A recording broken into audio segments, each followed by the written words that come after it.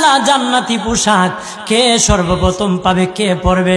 নবী বলেন, আয়েশা রে, জান্নাতি পোশাক সর্বপ্রথম আমি রাসূলুল্লাহ পাবো, কিন্তু আমি নবী সর্বপ্রথম পরব না। সর্বপ্রথম ইব্রাহিম খলিলুল্লাহকে জান্নাতি পোশাক পরানো হবে। কেন জানুনি?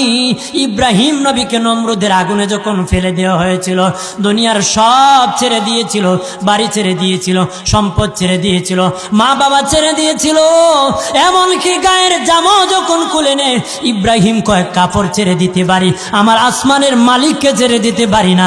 ওই দিন আল্লাহ ইব্রাহিমের সাথে অঙ্গীকার করেছিল, ইব্রাহিম আজকে তোমাকে সকলের সামনে উলঙ্গ করে লজ্জায় ফেলে দিয়েছি ইব্রাহিম, তারপরে তুমি আমাকে ছাড়ো নাই।